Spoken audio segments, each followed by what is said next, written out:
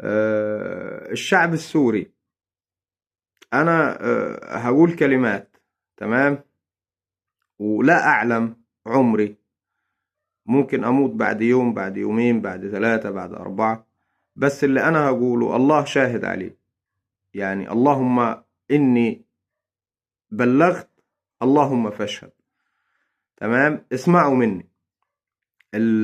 إسرائيل تروج شائعات، تمام، المهد المنتظر ومش عارف مين المهد المنتظر وسوريا تمام. إسرائيل ضربت كل الأسلحة التي تقاومون بها، فإن تم إن تم مقاومة إسرائيل في الوقت الحالي ستدمر سوريا كاملة، وهذا هو مرادهم.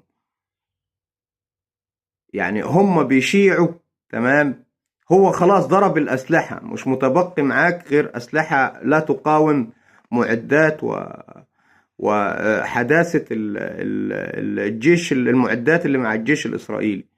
فلا تنساقوا وراء هدم بلدكم، سيبوا الأمر كده، وسيبوا الولد اللي هو الخاين اللي اسمه محمد الجولاني ده يفعل ما يشاء، سيبوه خالص. اما انك انت تقاوم اسرائيل، ما تقاومش، سيب الوضع على ما هو عليه. واسرائيل لو تعدت الوطن العربي مش هيسكت. ما هو انت ما خلاص سايبه مستني انت القضاء. ما هو انت اعزل، ما معكش سلاح يقاوم او جيش نظامي يقاوم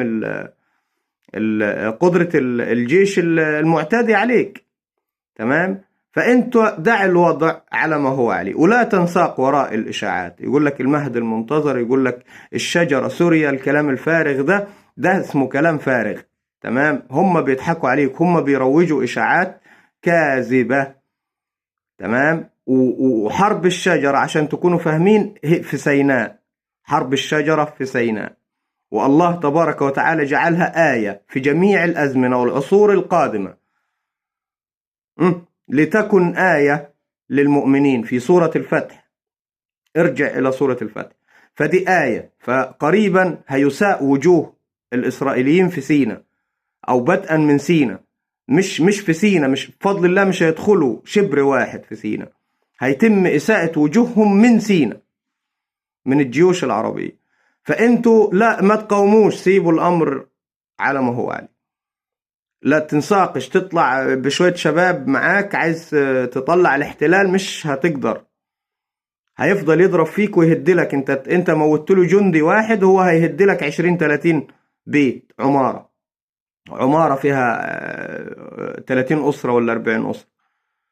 فاترك الوضع على ما هو عليه، خليك بس ابن بلدك، مالكش دخل انت بحرب إسرائيل خالص.